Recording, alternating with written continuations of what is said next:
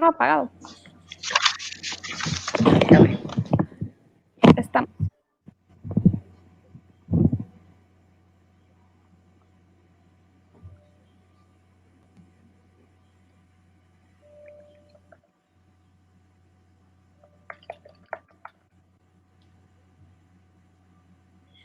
Buenas tardes a todos y todas.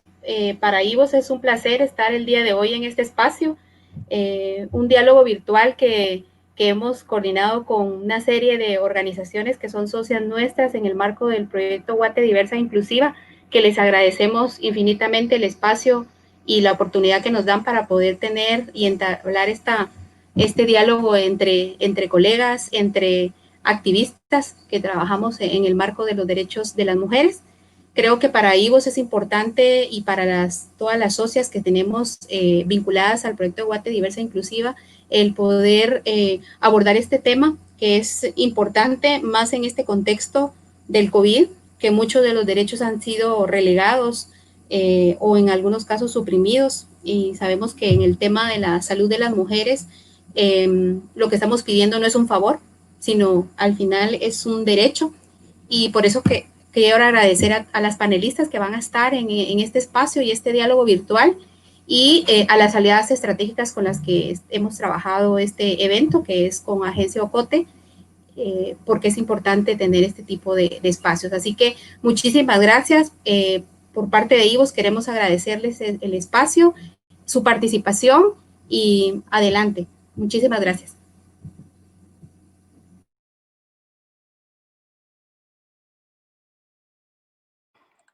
Buenas tardes, mi nombre es Lucía Reynoso de Agencia Ocote. También darle la bienvenida a todas y a todos quienes estén sumando a nuestra transmisión. Agradecerle a IVOS por la labor que hacen y a todas las panelistas que nos están acompañando. Para nosotros desde Agencia Ocote, estos espacios son súper importantes. Antes, en los tiempos de antes, cuando no existía el coronavirus, pues teníamos una agenda de eventos mensuales en los que nos juntábamos a platicar diferentes temáticas, ¿verdad? De las que tratamos de nuestras líneas editoriales. Para nosotros también una de nuestras líneas editoriales es el tema de las mujeres, como sabrán en nuestra sección La Cocina Lab. Pues tratamos estos temas, y para nosotros este es muy importante porque pues sabemos que acceder a los servicios de salud en Guatemala es todo un laberinto, y más si hablamos de servicios de salud sexual y reproductivo para las mujeres. Entonces, queremos poner el tema en la mesa de nuevo, charlar, dialogar, vernos, saber sus impresiones, pues porque en esta situación o en este contexto de la pandemia, creemos que se han ido relegando todos estos derechos, ¿verdad? Todos estos temas que necesitamos que sigan saliendo a flote. Entonces, por eso estamos acá. Les damos la bienvenida a nuestra terraza imaginaria, nuestro espacio virtual de encuentro. Y pues muchísimas gracias por estar con nosotras. Pues dejo en la palabra a nuestra moderadora, Carolina Leverón.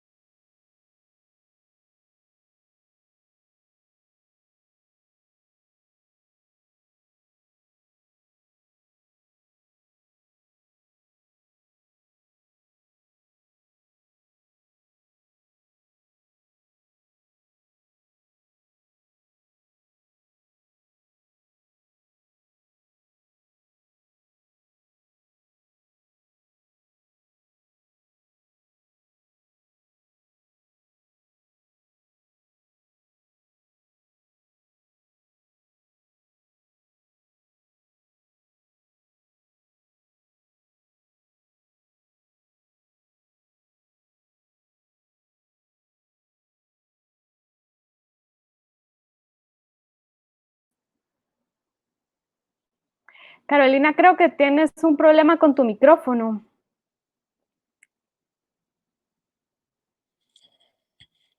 ¿Aló? Oh, bueno, ahora.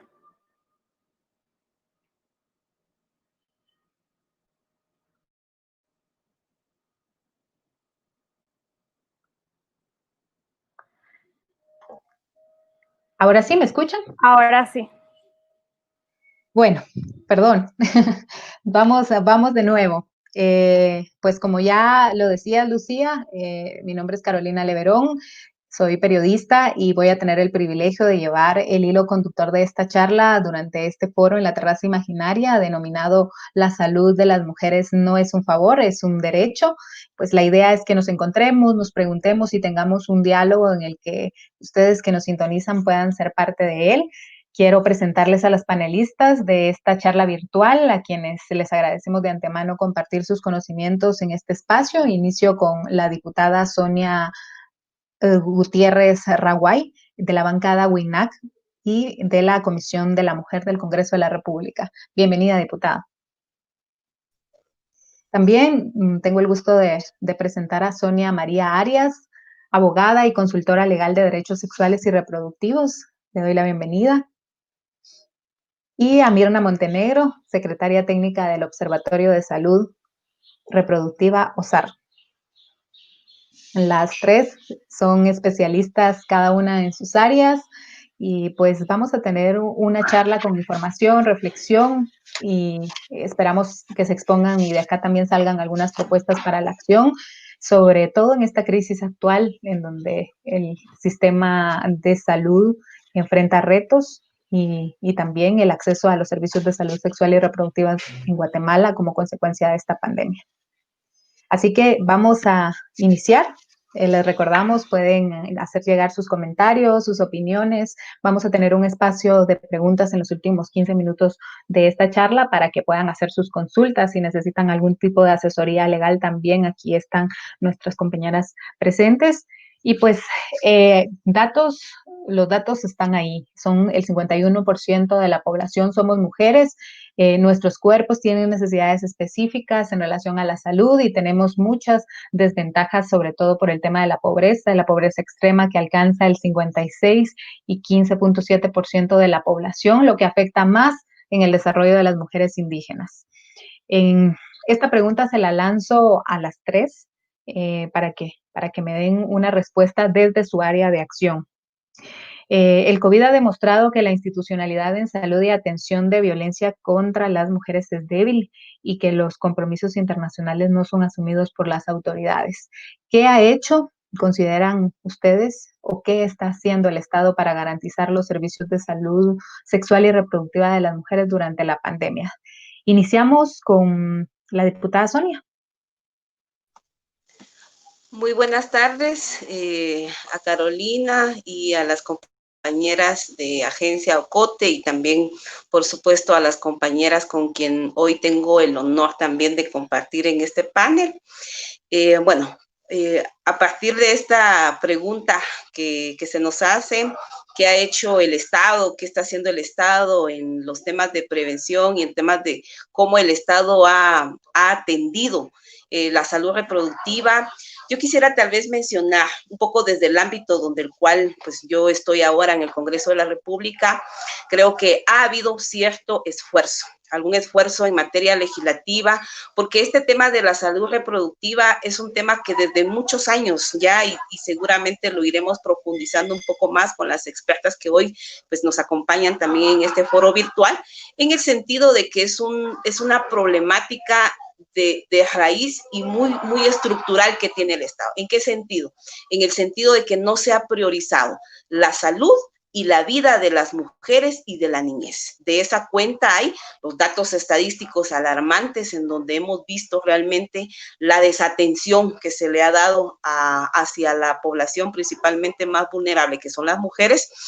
Sin embargo, cuando yo hacía mención que hay cierto tratamiento, es en el sentido de que, pues en legislaturas anteriores, ¿no? En donde ya hay algún tipo de legislación que permite tal vez no atender de manera integral pero hay algunos esfuerzos desde el mismo hecho de que se modifica el Código Penal, en donde ya se establece que no, la prohibición de atender, de autorizar y de contraer matrimonios con las niñas menores de 18 años, eso creo que también hubo un intento de hacer, atender, focalizar ante esa problemática. Obviamente no es lo suficiente. Sabemos que en este momento lo que el Estado no ha hecho es justamente atender los temas de salud pública, y esa es la ausencia que hemos encontrado y que hoy se refleja con esta pandemia. Es decir, que no podemos realmente salvaguardar la salud y la vida, principalmente de las niñas y de las mujeres, mientras el Estado realmente no asuma esto como una responsabilidad. Ya no es un tema de que se le pida al Estado. El Estado tiene la obligatoriedad, están estas legislaciones ordinarias, pero recordemos también que hay toda una legislación en materia de derechos de mujeres, de protección a las mujeres de carácter internacional, que realmente lo que no encontramos es una institucionalidad como es el Ministerio de Salud, el Ministerio de Educación, que también es clave, es fundamental acá en los temas de prevención. Entonces, creo que son aspectos fundamentales que debemos de mencionarlo. Ha habido cierto intento, no es suficiente, es necesario ahora ir viendo qué otros aspectos y vacíos hay, de tal manera que el Estado realmente cumpla a cabalidad ese goce y ejercicio pleno de derechos que tienen las mujeres y sobre todo tiene la niñez. Le cedo la palabra a Julia para que nos responda la misma pregunta.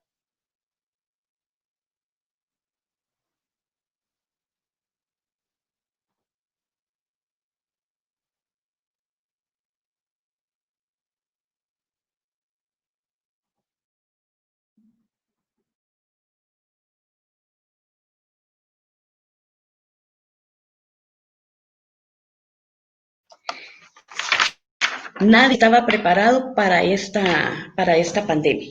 Entendemos que es una situación bastante difícil y cuando hablamos de derechos humanos, porque eso es lo que legisla la Constitución Política de la República de Guatemala, estamos hablando que en materia de salud, que es un derecho humano, un derecho fundamental, estos se encuentran vinculados a otros derechos, que son los derechos constitucionales que están efectivamente dentro de la legislación interna y que se encuentran totalmente vinculados a la legislación también internacional, ya que sabemos perfectamente que en la Constitución Política de la República de Guatemala nos indica que existe preeminencia del derecho internacional a través de tratados y convenciones que han sido ratificados por Guatemala en materia de derechos humanos. Por lo tanto, cuando hablamos de qué ha hecho el Estado, deberíamos dividirlo en dos partes, en el aspecto legal y en el aspecto de salud. En materia de salud, específicamente lo que nos trae esta tarde, que estamos hablando de salud reproductiva, pues actualmente sí se encuentran varias políticas y sí se le está brindando atención a las mujeres. Sin embargo, el poco acceso que tienen en esta época, más cuando estuvo el toque de queda, es bastante difícil. Y en materia legal, pues sí se encuentra atendiendo los 365 días del año las fiscalías de la mujer en todo el país. Entonces, sí se está atendiendo, pero de una manera diferente. Gracias.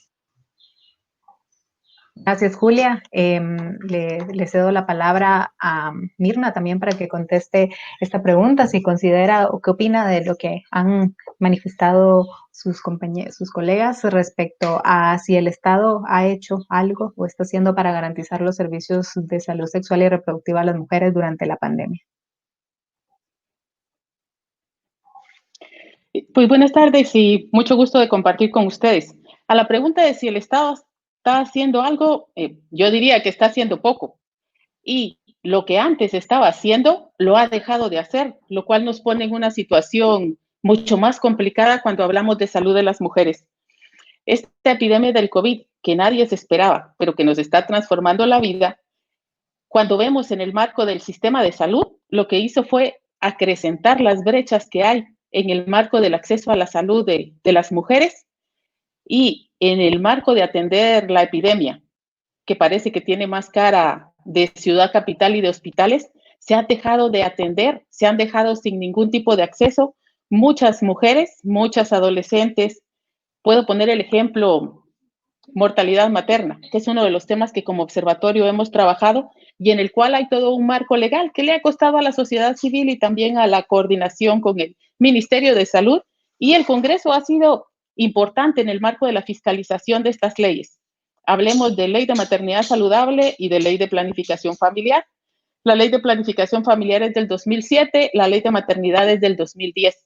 En estos marcos legales no se atendía al 100%, pero sí habían avances significativos en el marco de controles prenatales, atención del parto, política de trabajo con las abuelas comadronas, todos estos que podemos decir que eran avances en los cuales iba el Ministerio de Salud y que beneficiaban a las mujeres, bajo el marco de la epidemia del COVID, se ha perdido esto. Hemos hecho monitoreos de servicios y, por ejemplo, en algunos hospitales hay clínica especializada para planificación familiar. Quiché, puedo poner el ejemplo. Estaba atendiendo entre 15 y 17 mujeres, adolescentes diario. Cuando se da el tema de la epidemia, la colega que atendía la clínica del hospital de Quiché está embarazada, entonces es una población vulnerable. Viene y debe ir a su casa y no estar expuesta en el hospital, pero el hospital no toma las medidas de decir voy a colocar a otro personal, sino simplemente quien atendía no está, entonces cierro la clínica y todas las usuarias que venían entre 15 y 17 diariamente ya no tienen ningún acceso. Y así lo podemos ver con la prevención del cáncer cérvico-uterino, con la atención del parto, con los controles prenatales. Nosotras entendemos que esta es una crisis, que es una epidemia y que el Estado tiene que hacer acciones para disminuir, para prevenir, para no llegar a altos riesgos. Sin embargo, eso no significa que las mujeres sean, por ejemplo, las últimas en la lista y las que no tienen acceso a los servicios. Casas maternas es otro tema. Había casa materna en Huehuetenango, en Izabal, en Petén, Alta Verapaz. De todas las que habían, Jutiapa había una casa materna. La casa materna es como el lugar al que llegan las mujeres que viven lejanas al servicio de salud para estar cercanas al hospital por si se presenta alguna complicación o atender su parto. Todas las casas maternas fueron cerradas. La única casa materna que funciona es la de Salamá. Muchas gracias. Te agradecemos, Mirna, y pues siempre en esta línea, en el tema del enfoque integral que es necesario darle a la salud. ¿Cuál es, desde el Observatorio de la Salud Reproductiva, cuál es la situación real de las mujeres en cuanto al acceso a los servicios de salud sexual y reproductiva? El acceso a métodos anticonceptivos, el acceso a la salud, a las personas también de la diversidad sexual. Mirna. Para compartir los datos, Carolina, en realidad vamos a publicar el día de mañana la información que tenemos. Puedo compartir que tenemos 44,901 embarazos entre 15 y 19 años del 1 de enero al 20 de mayo. Realmente es un dato que asusta porque es más alto del que tuvimos el año pasado en ese mismo tiempo. Y si hablamos de violencia sexual, porque la violencia sexual tiene mucho que ver en lo que estamos enfrentando o en las medidas de prevención del COVID. Las mujeres están más expuestas. Aunque se diga, mire, hay un número por teléfono, llame para denunciar, el tomar la decisión de denuncia no es fácil, el tener un teléfono con saldo para llamar tampoco, y eso es parte de lo que nos toca como sociedad civil, ver que a veces se dictan como los planes y las políticas, pero ya cuando se está dentro de la comunidad o cuando se está siendo vulnerada en el tema de la violencia, ya no es tan fácil. Entonces necesitamos estrategias que realmente puedan ser operativas para las mujeres. Si hablamos de violencia sexual, estamos hablando de que hay 1,962 niñas embarazadas entre 10 y 14 años del 1 de enero al 20 de mayo. Esto según los datos de embarazos, según el Sistema de Información Gerencial, el SIGSA, del Ministerio de Salud. Y si hablamos de muerte materna, estamos diciendo que ya hay 140 muertes maternas en los primeros 5 meses del año. Acuérdense que la muerte materna, mujer que está desde que está embarazada hasta 40 días posparto, el 90% de estas muertes maternas son evitables. Pero si vemos, los hospitales están totalmente full, entonces una mujer que llega a atención del parto va a ser referida a cualquier otro lugar, menos a un hospital. Y todavía pensamos que eso queremos trabajarlo con el Congreso, le faltan rutas al ministerio para poderle dar acceso a servicios de salud a las mujeres, de salud sexual y reproductiva.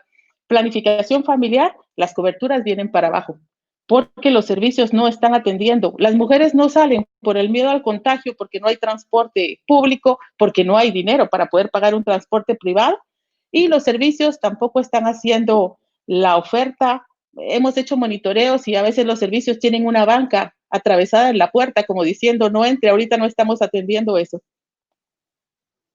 Estos datos que nos da Mirna prácticamente reflejan que las mujeres no están acudiendo a obtener esos servicios de salud, los métodos anticonceptivos, y también se están reduciendo los controles prenatales para sus embarazos. De hecho, las comadronas, la Asociación de Comadronas ha pues señalado que en los casos donde las mujeres embarazadas llegan a los servicios de salud a requerir algún tipo de servicio, son retornadas a sus hogares, y pues es ahí donde entra la función de las comadronas. Desde ese punto y desde la falta de acceso al transporte público, los toques de queda, diputada, desde la parte fiscalizadora del Congreso, ¿qué es lo que se puede hacer para empujar estos temas y que sean metidos a la discusión en medio de esta pandemia?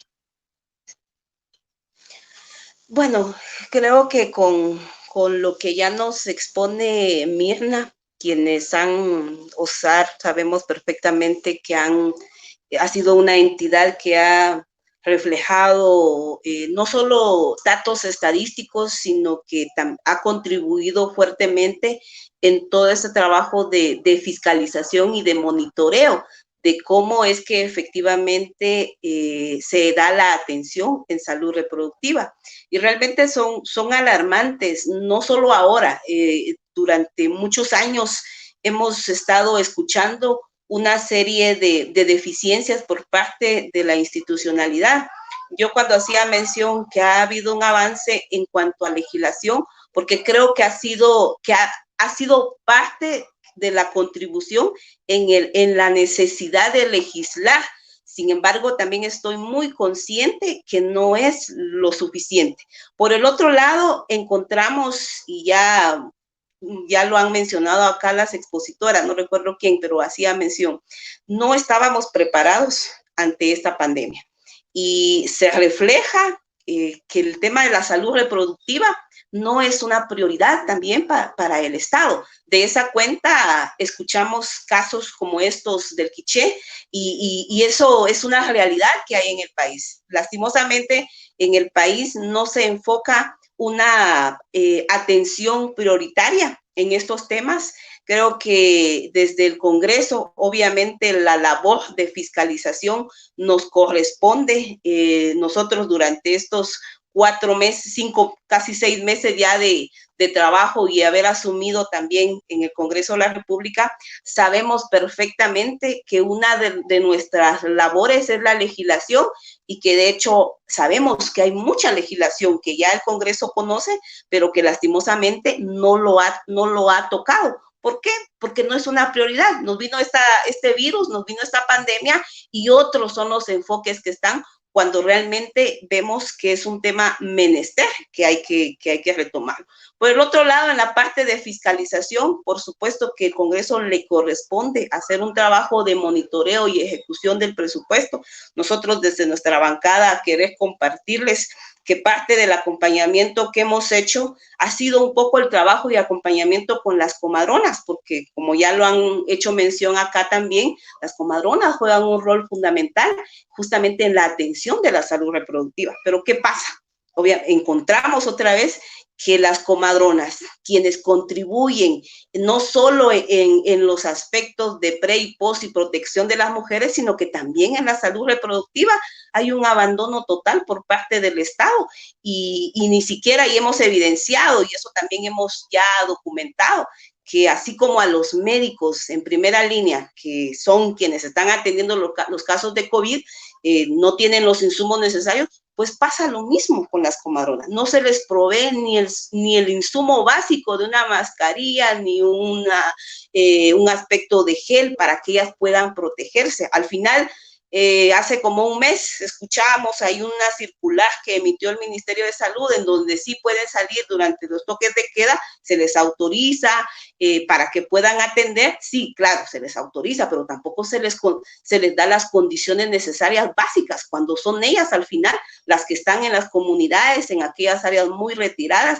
Entonces, es todo un tema bastante profundo que nosotros sí creemos que hay que ponerle una atención. Los datos son alarmantes, la atención no es prioritaria, ese es el mismo sistema de salud que ha colapsado. Entonces, la tarea en el Congreso, estamos muy claros que sí requiere de un trabajo de fiscalización, obviamente desde las comisiones del Congreso que están y obviamente desde las bancadas que están representadas. Nosotros, por nuestra parte, como les digo, hemos empezado a conocer desde la labor que hacen las comadronas y, por supuesto, desde la Comisión de la Mujer a la cual pertenezco, pues también vamos a hablar desde el esfuerzo de varias bancadas que estamos constituidas ahí, pero sí necesitamos colocar dentro del debate del Congreso de la República la necesidad de coadyuvar no solo en legislación, sino en fiscalización, y yo creo que eso nos permite tener estos encuentros con las organizaciones especializadas, expertas, que han tenido todo un recorrido de trabajo, que pudiéramos estrechar también. Creo que hay una oportunidad que desde el Congreso nosotros podríamos también coadyuvar esos esfuerzos. Este trabajo es del Estado, no le correspondería tanto a la sociedad civil, pero el Estado muchas veces tampoco lo ha asumido. Entonces creo que es un reto y un desafío para el mismo Congreso de la República asumir esta labor constitucional que de por sí tiene el mandato los diputados, fiscalizar y hacer un monitoreo de la ejecución presupuestaria de estos temas. Agradecemos, diputada, por su respuesta, y a usted que se está sumando a esta conversación en la terraza imaginaria. Estamos hablando acerca de la salud de las mujeres. No es un favor, es un derecho, con un panel de lujo que nos está dando mucha información. Quisiera también que volteemos a ver el tema de la violencia contra la mujer. Los datos del Ministerio Público durante esta emergencia señalan que han aumentado las denuncias de violencia contra la mujer en sus diferentes manifestaciones. Más de 8,000 denuncias eran los datos que nos daba el Ministerio Público hace apenas unos días, y en ese sentido y desde la perspectiva legal quisiera preguntarle a Julia cómo está funcionando el sistema de justicia en cuanto a denuncias, atención, y no sé si está dándose ese acompañamiento o quién está asumiendo ese rol de acompañamiento a las mujeres víctimas. Gracias, muy amable. Pues realmente es una situación bastante difícil porque cuando hablamos de derechos humanos de las mujeres va incluido el derecho a la salud, y la salud es un derecho integral que va vinculado a la vida, a la libertad, a la dignidad humana, que va en definitiva relacionado con el ejercicio de esos derechos y debe estar garantizado por parte del Estado de Guatemala, de acuerdo a lo que platicábamos antes, que se encuentra reflejado en un marco legal que es bueno. El problema es que no se hace efectivo. Por ejemplo, cuando hablamos de la salud, en este caso, cuando se deja de brindar ese derecho de manera adecuada es cuando ya se entra a violentar los derechos humanos de las mujeres. Y muchas veces hablamos de violencia contra la mujer. Cuando nos referimos específicamente a el tema específico de violencia contra la mujer, entendemos que está respaldada por la Convención para la eliminación de todas las formas de discriminación en contra de la mujer, CEDAW, la Convención Interamericana para prevenir, sancionar y erradicar la violencia contra la mujer de Belém do Pará, convenios que han sido ratificados en su momento por el Estado de Guatemala. ¿Qué sucede? El Estado de Guatemala adquiere compromisos de adaptar su legislación interna a lo que es prevenir y darnos a nosotras las mujeres una vida digna sin que exista violencia, tratando de erradicarla al máximo. Y es así como surge entonces varias legislaciones. Una de ellas es la Ley contra el Femicidio y otras formas de violencia contra la mujer, que es el Decreto 22/2008. En estos se puede establecer que el enfoque, sí, efectivamente, la novedad que trae esta ley es que ya se ve la violencia contra la mujer de una manera específica, no únicamente como violencia intrafamiliar, sino que ya se convierte en un delito. Y esta violencia pues puede ser en varias manifestaciones, puede ser física, psicológica, sexual. Y cuando hablamos de violencia sexual, se vincula perfectamente a la salud reproductiva, que en Guatemala está debidamente legislada desde el 2001 a través de la Ley de Desarrollo Social, a través también de la Ley para Maternidad Saludable que mencionaba anteriormente Mirna, la Ley de Acceso Universal y Equitativo a los Servicios de Planificación Familiar, la Ley de Protección Integral para la Niñez y Adolescencia, los diversos protocolos tanto de educación del Ministerio de Salud Pública de Asistencia Social, el Código de Salud. De hecho, el OSAR ha promovido mucho una carta acuerdo prevenir con educación entre el Ministerio de Salud Pública de Asistencia Social y el Ministerio de Educación. O sea, en pocas palabras, la legislación no es mala. El problema es que no se hace efectiva. En cuanto a las mujeres que llegan a dar que se encuentran en una crisis de violencia, entendamos, en esta pandemia se encuentran confinadas junto a la persona que debiera cuidarlas y quererlas, es la persona que más las agrede. ¿Qué sucede? Tienen miedo, tienen una dependencia económica increíble, tienen ganas de denunciar, tienen ganas de gritar, tienen ganas de salir, pero no pueden. Por eso mismo la Corte Interamericana de Derechos Humanos ha indicado a los diferentes estados a través de un llamado a incorporar la perspectiva de género en la respuesta a la pandemia de la COVID y a combatir la violencia sexual y violencia intrafamiliar, que en este caso, en el caso de Guatemala, lo vemos como violencia contra la mujer. ¿Qué nos indica? Que en el contexto de esta emergencia aumenta el riesgo de violencia contra las mujeres y niños, especialmente la violencia, que en este caso es violencia contra la mujer, debido al aumento de las tensiones que se encuentran dentro de todas las personas, dentro de un círculo que muchas personas podrán tener diferentes espacios dentro de su casa, pero hay mujeres que no tienen ese beneficio, tienen entonces muchos espacios en donde en un cuarto, en una habitación, tienen que dormir toda la familia, no, en un solo espacio tienen todos los diferentes servicios de la casa, entonces, y les estamos obligando, obviamente, por su salud, para que se resguarde, que no se contagien del COVID. ¿Qué pasa? El agresor no es que haya nacido en esta pandemia, el agresor ya estaba ahí, ya estaba instalado en esa casa. ¿Qué sucede? Que entonces, debido a este encierro o confinamiento que podamos definir, no les permite a las mujeres tener un espacio a solas. Existen muchos medios para que ellas puedan manifestarse al respecto. Acá tienen que denunciar el botón de pánico, está el número 1572, están las diversas denuncias y que aparecen en varios medios sociales acerca del MAINA, los teléfonos de la PGN, de la PDH, de la policía. Perfecto. Pero a las mujeres no les permite salir el agresor que está dentro. No todas tienen un teléfono, menos tienen internet. Entonces, ¿qué está pasando? Y si en determinado momento ellas logran salir, ¿qué pasa? Salen de su casa con miedo, con angustia, en la soledad de la noche, corriendo muchas veces, como nos ha tocado atender a muchas. ¿Y qué pasa? resulta que existe un Estado que se la va a llevar detenida por estar violentando el derecho, el toque de queda. No es posible. Entonces, la Corte Suprema de Justicia la Corte Interamericana de Derechos Humanos ha hecho la sugerencia para que a las mujeres se les permita contar con mecanismos que den respuesta adoptando canales alternativos de comunicación, ya sea líneas de emergencia, y que no se les vaya a llevar detenidas por ellas acudir buscando una alternativa para pedir auxilio, para pedir ayuda en determinado momento.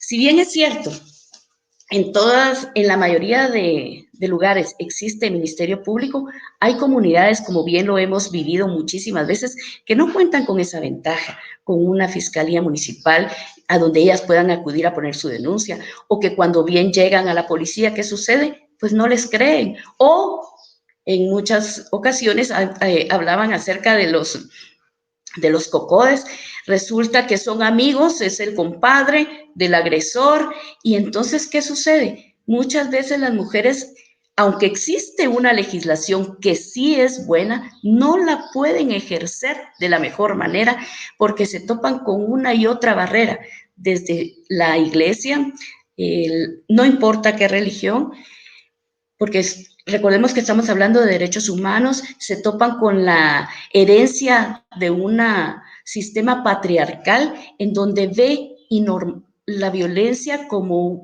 algo normal, como lo que le tocó vivir a las mujeres. Entonces, no le ponen mucha atención en ese sentido. Ante todas estas 8 denuncias, en lo que va del año, hay que entender que cuando inicia la pandemia, las denuncias bajaron.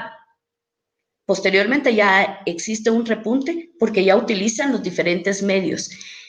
Existe también por parte de la Corte Suprema de Justicia una circular en donde le dice que de oficio a todas las mujeres que ya cuentan con medidas de seguridad, que de oficio no tienen que llegar ellas personalmente, tienen que la obligación de prorrogárselas por el mismo tiempo que las tenían.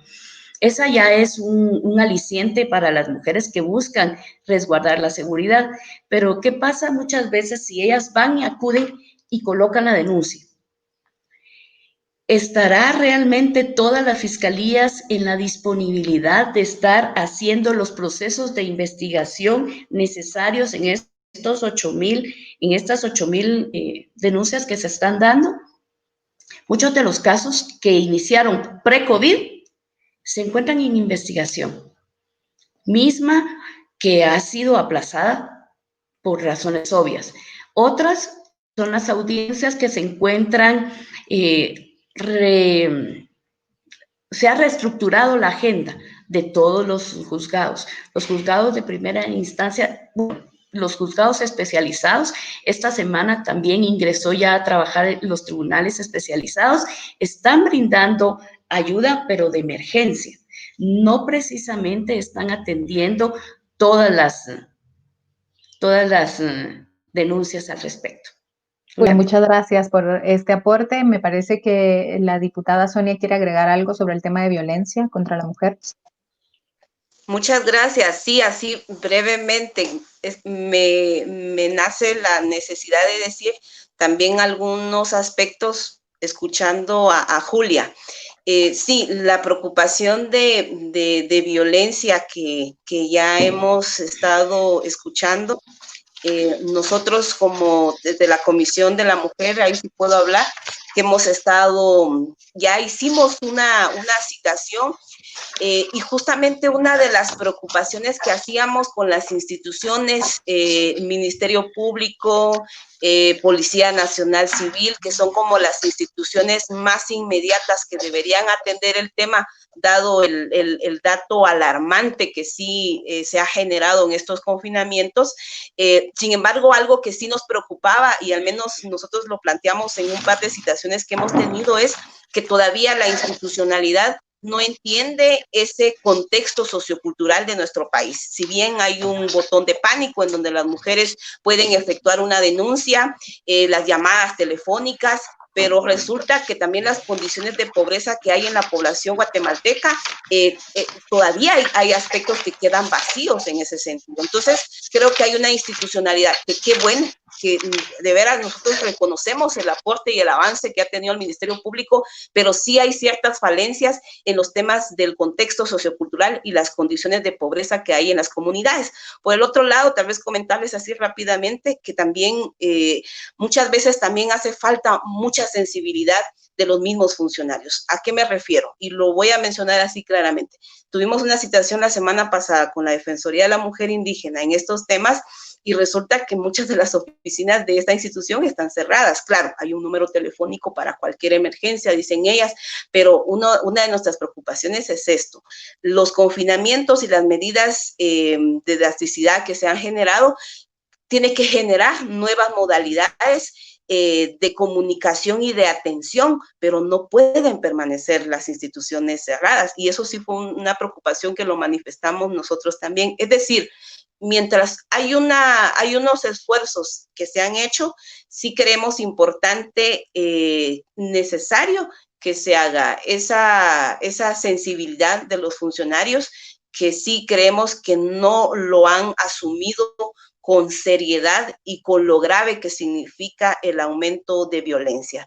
Y bueno, reenfocar obviamente la atención hacia esas condiciones del país de pobreza y aspectos socioculturales, que son los que también hay que considerar cuando encontramos este tipo de atención que muchas veces realmente no llega directamente a la sociedad guatemalteca, principalmente a las mujeres, que son las que más directamente son afectadas. Entonces quería compartir un poco eso porque es parte de lo que hemos abordado y es lo que hemos también tratado de cuestionar a las mismas instituciones, con el afán, por supuesto, de ir tratando de atender en lo posible esa necesidad inmediata que hay ahora de una agresión frecuente, directa, que viven constantemente las mujeres.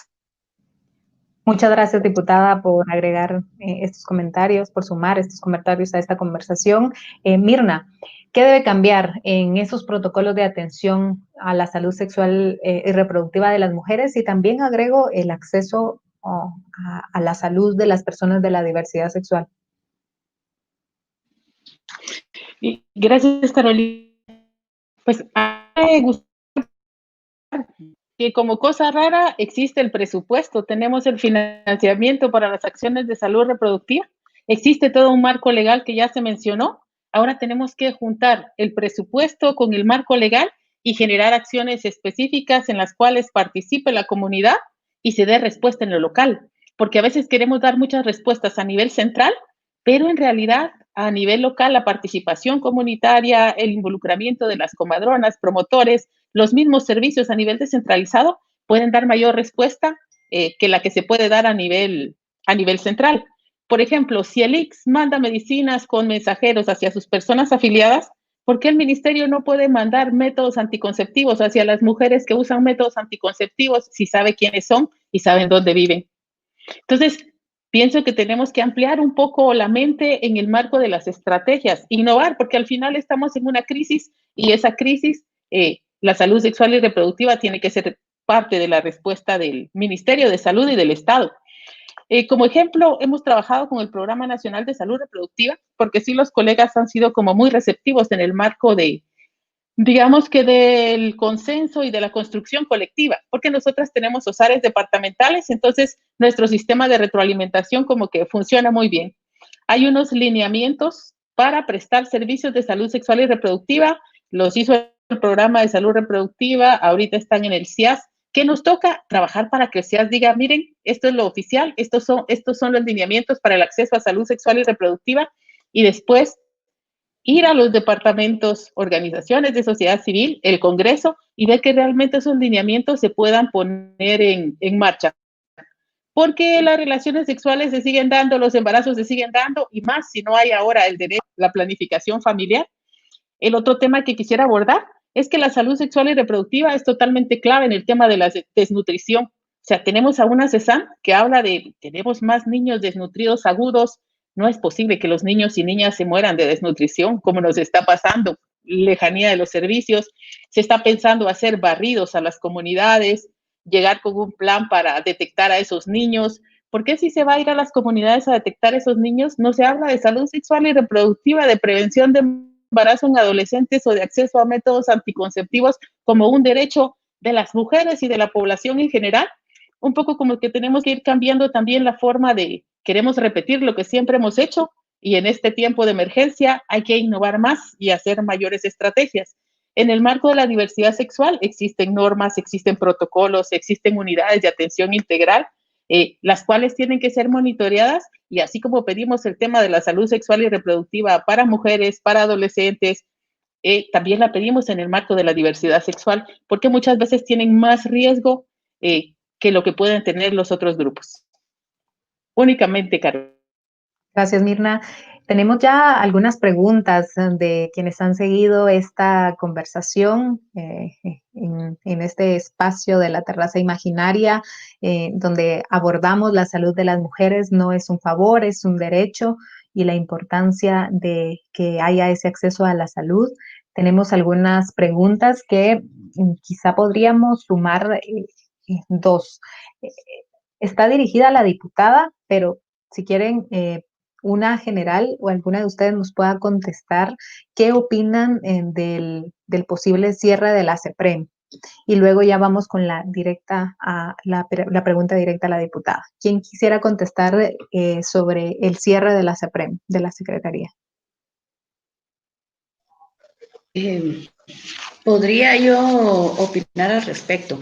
Realmente me atrevo a decir, de manera personal y en representación de muchas de las mujeres y de muchas organizaciones de mujeres, un rechazo rotundo porque es una decisión unilateral que totalmente vulnera los derechos humanos de nosotras las mujeres, que han sido derechos adquiridos a lo largo de toda la historia, y específicamente surgen posterior a muchísimas luchas.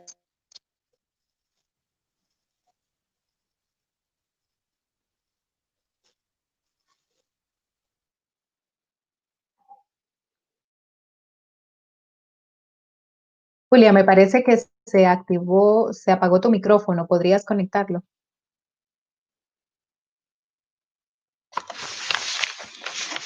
Gracias. Decía que es realmente una situación sumamente difícil que vulnera totalmente los derechos humanos de las mujeres y que no va en concordancia con lo que dice el señor presidente, porque el 21 de abril de este año, en plena pandemia, él se expresó acerca de la violencia contra la mujer, de los grandes índices que ocurrían y demás, pero él, en representación del Estado, está violentando los derechos humanos de las mujeres al quitar la CEPREM, que es la única institución que asesora y coordina políticas públicas a favor de las mujeres, para el avance de las mismas, para nuestro desarrollo integral, para la gestión política en materia de prevención de violencia contra la mujer, en materia de prevención de la desnutrición, de la discriminación.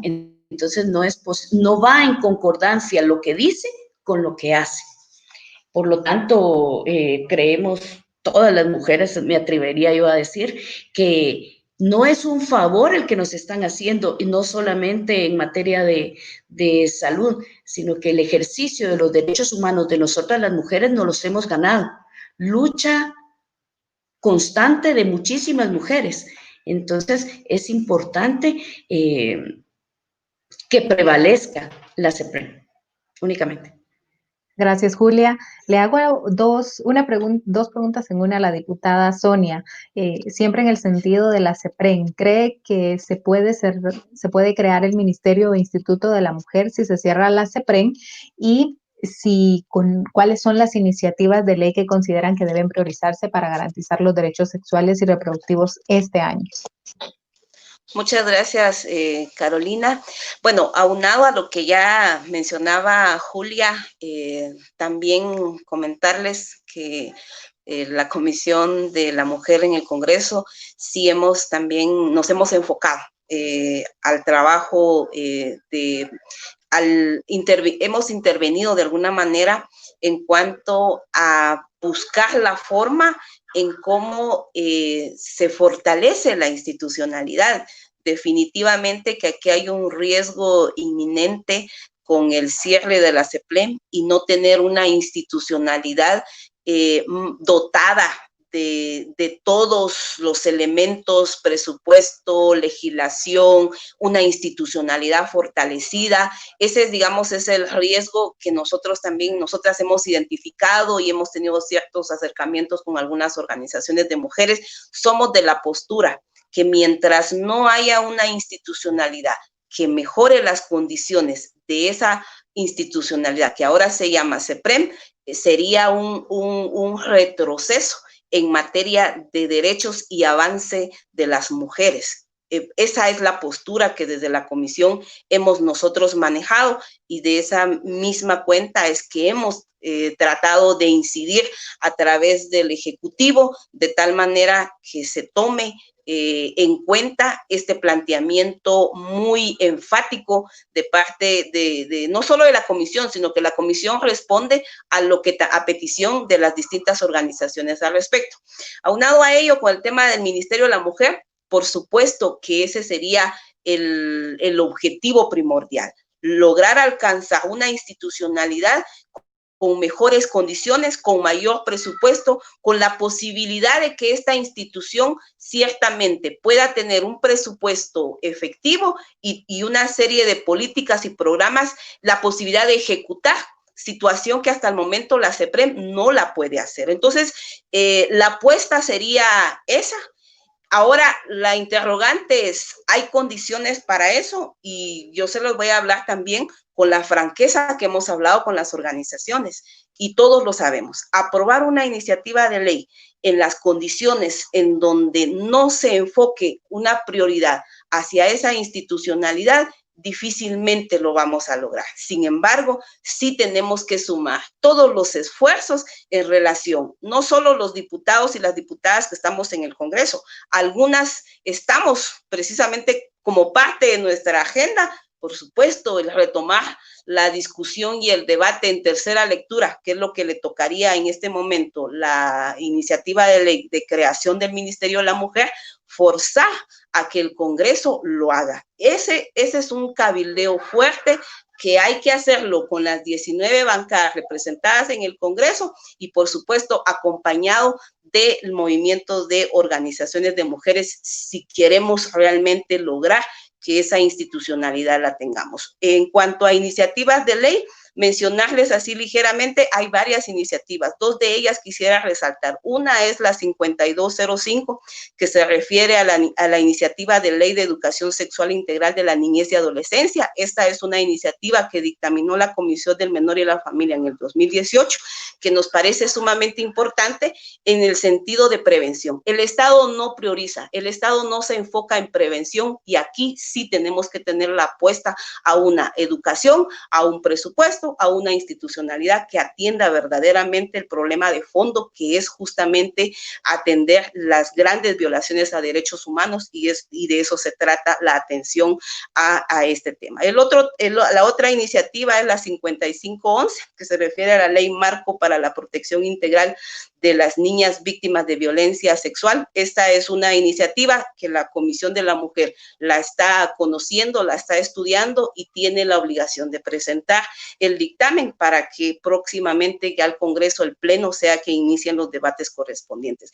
Estas solo son dos de otras que hay en discusión en el Congreso, pero con que lográsemos avanzar en la colocación de los debates en la agenda legislativa, creo que sería un avance significativo que vendría a sumar a lo que ya de alguna manera tenemos en materia legislativa. Gracias, diputada, por su respuesta. Ahora Mirna contesta esta pregunta. ¿Cuánto se ejecutó del presupuesto especial de bebidas alcohólicas que es para la salud reproductiva en los primeros meses del 2020, ya que se dice que durante el COVID se vendieron más bebidas alcohólicas este año? Le sumo también la pregunta de qué hay con las mujeres y niñas que viven en las comunidades rurales y que no tienen acceso a teléfono.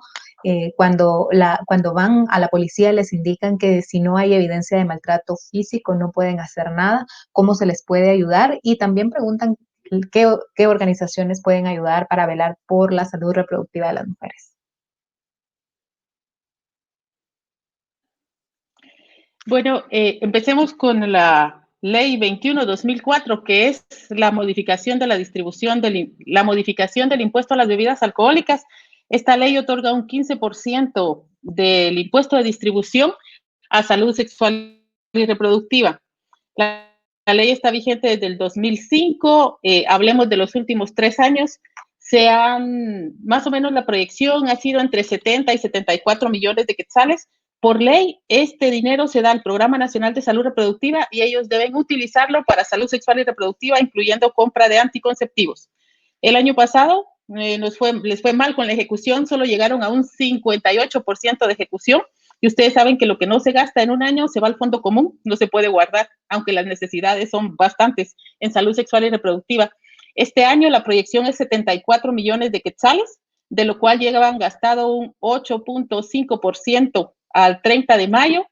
Se han comprado 12 millones de quetzales en anticonceptivos salud para que todavía no pueden verse en el SICOI. Durante el mes, como esto se hace en proyección de lo que se recauda del impuesto de bebidas alcohólicas, enero, febrero y marzo se comportaron exactamente igual al año pasado. O sea, la proyección, la recaudación estuvo igual. En el mes de abril, de 4 millones que se recaudan al mes, bajó a 1 millón, o sea, bajó casi un 70%. En el mes de mayo se recuperó y se recolectaron 8 millones de quetzales. ¿Qué hacemos en la Comisión Nacional de Aseguramiento de Anticonceptivos? Que esta está nombrada por ley y allí participa la CEPREM. Le damos seguimiento a estos fondos. Estos fondos tienen que utilizarse para garantizar la salud sexual y reproductiva, personal. Sabemos porque seguimos cómo se ejecutan estos fondos. Huehuetenango, Alta Verapaz, Quiché, San Marcos tienen fondos de este 15% para contratación de personal de salud sexual y reproductiva. Por ejemplo, el Hospital General San Juan de Dios iba o va a hacer un intensivo de obstétrico. Entonces, ahí también hay fondos de ese 15%. Pueden buscarlo en el SICOI, y si no, nosotras publicamos cada mes cómo va la ejecución presupuestaria. La otra pregunta que se relaciona con qué hacemos con niñas y mujeres que viven en las comunidades rurales. Yo diría que en nuestra experiencia trabajamos con los consejos comunitarios de desarrollo y siempre vamos encontrando quién puede romper esa cadena de violencia. Hay una vecina, hay una suegra, nuestras colegas empujan para el cumplimiento del marco legal, se hacen procesos de información y de capacitación, y debemos identificar quiénes pueden romper esa cadena y exigir que el sistema de justicia, que el Ministerio de Gobernación, que la policía cumpla con lo que le corresponde. Y en el caso de la CEPREM es un total retroceso para las mujeres. O sea, tenemos que aprender a negociar, y en ese marco de negociación hay que sistematizar lo que ha hecho la CEPREM durante 20 años, porque empezó en el año 2000. Tenemos un plan de equidad de oportunidades, es interlocutor a nivel internacional, participa en procesos como la Comisión Nacional de Aseguramiento. O sea, tenemos que mostrar lo que ha hecho la CEPREM, lo que se perdería, y tener como la opción de negociación para en qué queremos las mujeres que se transforme esa CEPREM. Porque yo creo que siempre están pensando que saben qué necesitamos o qué queremos. Y ya la experiencia nos ha dicho que la única forma en que podemos lograr cambios y transformaciones es participando con evidencia y con procesos de negociación. Únicamente. Muchas gracias, Mirna. Hay también muchas preguntas que nos han hecho llegar quienes nos han seguido esta conversación. Vamos a tratar de seguir respondiendo en el sentido de querer dar este servicio también de apoyo y orientación a quienes nos sintonizan. En ese sentido, Julia, nos puedes aportar respecto a qué pueden hacer las mujeres y las niñas que viven en las comunidades, y desde el ámbito ocupacional, que en este caso sería el tema de justicia, de derecho, qué soluciones se pueden dar para hacer efectivo el derecho a la salud sexual y reproductiva en medio de la emergencia.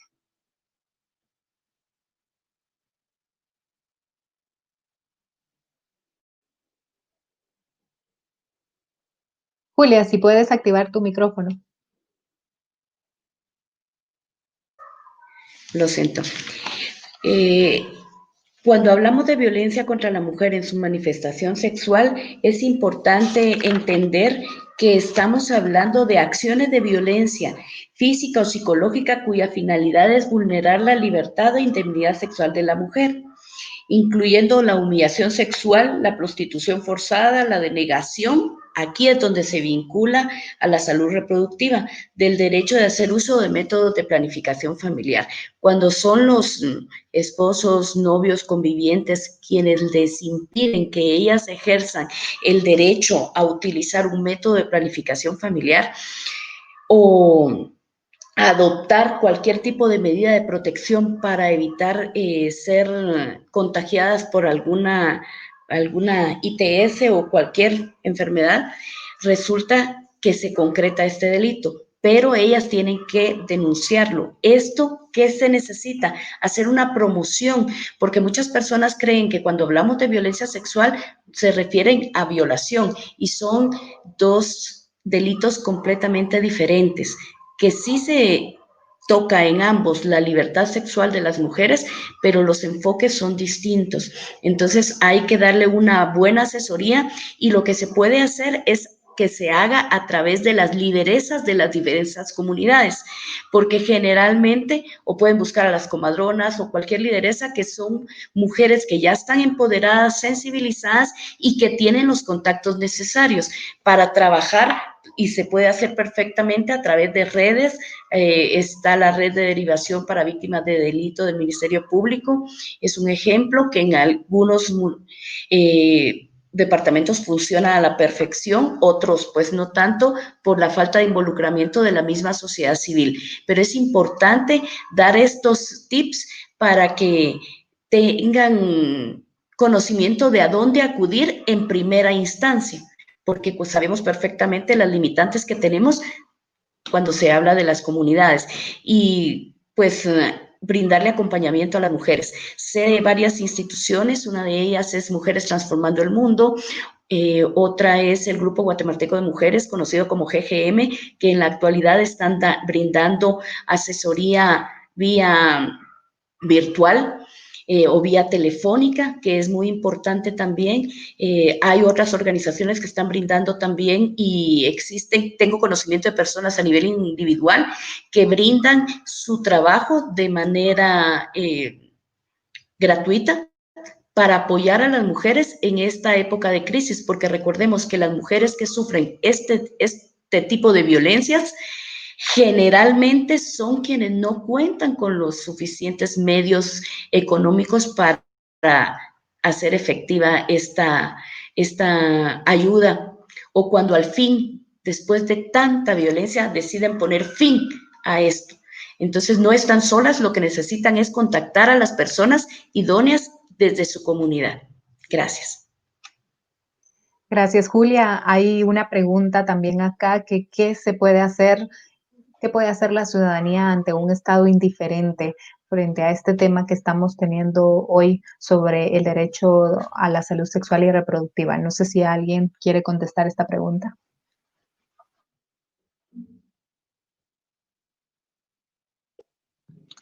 Yo diría, Carolina, que lo que hemos hecho siempre, o sea, mucho de lo que hay en el marco del trabajo ha sido porque tenemos una sociedad civil que está empoderada, que conoce sus derechos y que va sobre el cumplimiento de los marcos legales y que es capaz de presentar las necesidades que se tienen y buscar propuestas de solución. Pero yo diría que lo primero que tenemos que mostrar es esa indiferencia del Estado, y la indiferencia se puede mostrar a través de los indicadores, a través de los casos que se dan a nivel municipal o departamental, y a través de establecer mecanismos para ir buscando las estrategias o cómo el Estado cumple con lo que le corresponde. Si se tienen los recursos, si se tiene el marco legal, tenemos que hacer procesos de incidencia y de auditoría social, ahora ya no físicos, sino virtuales, porque hasta eso tenemos que irnos acostumbrando, pero hacer lo que hemos hecho, participar con el compromiso del cumplimiento de derechos y con las evidencias de que lo que estamos pidiendo tiene una justificación en vida, en felicidad, en cumplimiento de derechos, en desarrollo del país. Gracias, Mirna. Me gustaría cederle la palabra a la diputada para que nos dé sus conclusiones de este foro. Muchísimas gracias. Bueno, a mí me parece que con esto último que se platicaba, ¿qué se puede hacer, no? Y la ciudadanía, yo siento que la ciudadanía mucho ha hecho y sigue haciendo, y tiene que seguir haciendo. Ya lo decía acá Mirna, realmente es el empoderarnos de la información. Creo que este ejercicio de esta modalidad de colocar en la necesidad de hablar del tema, porque realmente el tema de derechos sexuales y reproductivos en el país muchas veces no es bien visto. Lo malinterpretan en el sentido que significa solamente vedar la posibilidad de que las mujeres puedan procrear, limitarles el derecho a decidir, etcétera. Hay muchos tabús que aún en este país se da, pero creo que hemos ido avanzando poco a poco. No ha sido fácil en relación a ello, porque justamente la sociedad civil se ha involucrado, ha empezado a colocar el tema de interés. Este es un problema de interés del país. Hablar de la educación sexual y reproductiva es un tema que nos permite prevenir en cuanto a temas de violaciones, pero también nos permite a mejorar las condiciones de vida de las mujeres. Lo que sucede es que el Estado no lo ha visto de esa manera. Entonces, desde mi punto de vista, considero fundamental el mismo hecho de poder informarle a la sociedad guatemalteca la situación tan grave que se genera en la sociedad, el manejar información, y ante ello, ¿para qué? Para que finalmente nos permita cambiar esos modelos tanto de sistemas de salud como también educación.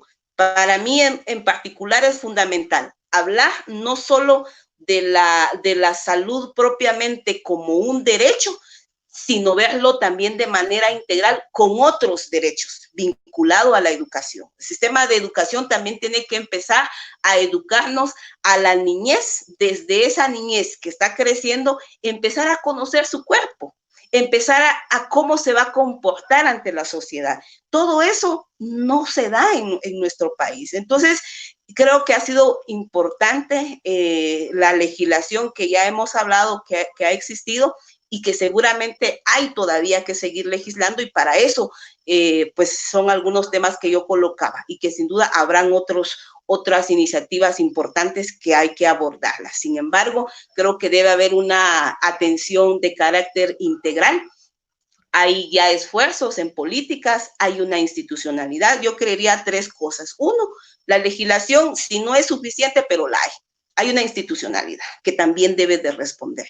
Ya hay un presupuesto que nos compartía aquí Mirna, que ellas han hecho investigación y monitoreo. Es decir, teniendo presupuesto, teniendo políticas, teniendo legislación, entonces, ¿qué está pasando? Ahí la importancia de que la ciudadanía se vaya involucrando en estos temas, y al menos yo sí creo que ya estamos abiertamente en escucharnos y hablar de la importancia y poner esto como un centro prioritario para el Estado de Guatemala, y obviamente desde el Congreso pues tendremos que hacer la labor que nos corresponde, que yo creo que eso es importante al propiciar este tipo de espacios, para ir viendo cómo de manera conjunta ir avanzando en estos temas, que el punto central es la integralidad y el desarrollo y la vida y la salud de las mujeres, que eso es lo fundamental, y por eso me parece realmente el nombre de este foro, ¿verdad?